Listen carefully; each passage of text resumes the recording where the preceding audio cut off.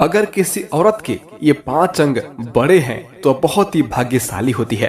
स्वागत है आप सभी का हमारे चैनल ज्ञानवर्धक जानकारियां में। प्रिय मित्रों, आज की जो जानकारी है वह जानकारी बहुत ही खास है, क्योंकि हमारे देश भारत में स्त्रियों को बहुत ही पूजनीय माना गया है।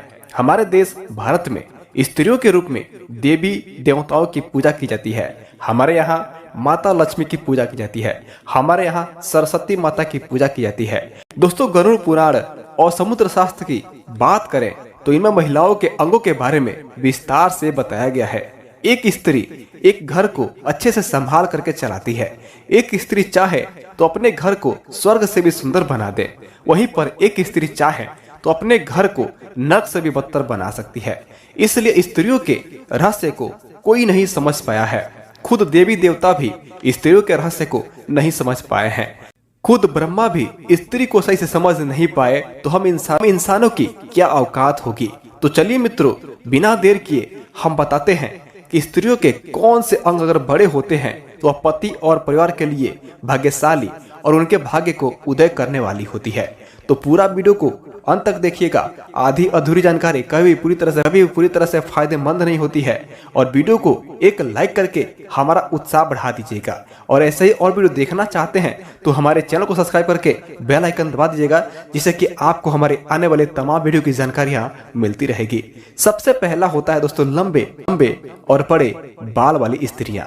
मित्रों, शास्त्रों में वर्णित है कि लंबे और बड़े बाल वाली महिलाएं पद्मिनी होती है, अर्थात उच्च कोटि की होती है। लंबे और रेशमी बाल शुभता और सौंदर्य की प्रतीक होता है। अगर आप देवी की प्रतिमा या फिर उनकी मूर्ति को देखें तो आप पाएंगे कि उनके बाल लंबे होते हैं और उनके बाल बहुत ही रेशमी होते हैं। लंबे बाल वाली महिलाएं पति के लिए बहुत ही भाग्यशाली होती है। जिस पति के पास लंबे बाल वाली महिलाएं होती है वह पति बहुत ही ज्यादा भाग्यशाली होता है। कभी भी उसके पास गरीबी नहीं आती है, पति की आयु बढ़ती है। कभी भी ऐसी स्त्री जहां पर होती है उस पति की हानि नहीं होती है, यानी कि उसको कभी भी कंगाली नहीं आती है। दूसरी स्त्री होती है दोस्तों लंबे गर्दन वाली। समुद्र शास्त्र में लंबी गर्दन वाली महिलाओं को मंगलकारी माना गया है। दोस्तों, जिन महिलाओं की गर्दन लंबी होती है वह ऐश्वर्यशालिनी होती है। उसके पास संपूर्ण वैभव होता है। उसके रहते पति को कभी भी पैसों की तंगी नहीं रहती है। वह स्त्री कभी भी अपने पति को निराश नहीं करती, कभी भी अपने पति के अलावा किसी अन्य व्यक्ति के बारे में नहीं सोचती। तीसरा है उच्चावच स्थल वाली महिलाएं। समुद्र शास्त्र और भविष्य पुराण में ये बताया गया है कि ऊंचे सुडौल और बड़े वक्ष स्थल वाली महिलाएं सौभाग्य होती है। ये अपने पति के साथ खुश रहती है। प्राचीन देवी देवताओं की प्रतिमा को अगर आप देखें तो आप पाएंगे कि शिल्पकारों ने बड़े वक्ष स्थल वाली महिलाओं को ज्यादा बनाया है। इसलिए ऐसा कहा जाता है कि इसको सौभाग्य के रूप में बड़े बड़े जो पहले के समय में देवी देवताओं की प्रतिमा बनाते थे वह इनको सौभाग्य के रूप में प्रस्तुत किए हैं। तो दोस्तों, ऐसी महिलाएं एक तरह से पति के जिस पुरुष से इस महिला की शादी होती है वह पुरुष हमेशा खुश रहता है। चौथा है दोस्तों मांसल और पुष्ट जंघाएं वाली स्त्रियां। मांसल और पुष्ट जंघाएं वाली स्त्रियां भी सौभाग्यशाली होती है। सामुद्रिक शास्त्र के अनुसार जिन महिलाओं की जंघाएं पुष्ट और मांसल होती है वह स्त्री बहुत ही सौभाग्यशाली होती है। इनके कारण पति को मकान और वाहन का बेहतर संयोग बनता है। पतली और विकृत जंघाओं वालों को शास्त्र में अच्छा नहीं माना। पांचवा है दोस्तों बड़ी आंखें वाली स्त्रियां।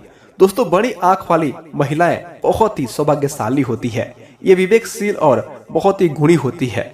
ये पूरे परिवार के लिए शुभ होती है और विपत्ति आने पर सूझबूझ से अपने परिवार की रक्षा करती है, अपने परिवार को संभाल लेती है। इनके रहते कभी भी धन की कमी नहीं होती है। तो औरत के ये 5 अंग अगर बड़े हैं तो पुरुष को बहुत ही सौभाग्यशाली होती है। तो जिस स्त्री के पास अगर बड़ों की कदर करनी आती है वह स्त्री भी बहुत ही सौभाग्यशाली होती है। ऐसा नहीं है कि आज के समय में जो स्त्री दिखने में सुंदर होती है उसको ज्यादा सौभाग्यशाली माना जाता है, लेकिन आचरण अगर किसी स्त्री का सही नहीं है तो वह स्त्री कभी भी सौभाग्यशाली नहीं हो सकती। अगर कोई स्त्री देखने में बहुत ही सुंदर है लेकिन उसके आचरण सही नहीं है तो उस स्त्री को कभी भी सौभाग्यशाली नहीं कहा जा सकता। लेकिन ये समुद्र शास्त्र और गरुड़ पुराण की बातें हैं। तो आपको ये बातें कैसी लगी आप नीचे कमेंट बताइए। इस वीडियो को लाइक कीजिए, अपने फ्रेंड्स और फैमिली में शेयर कीजिए। साथ साथ इस वीडियो को लाइक करते हुए हमारे चैनल को सब्सक्राइब कीजिए, बेल आइकन दबा दीजिए। इस वीडियो को देखने के लिए आप सभी मित्रों का बहुत बहुत धन्यवाद। नमस्कार।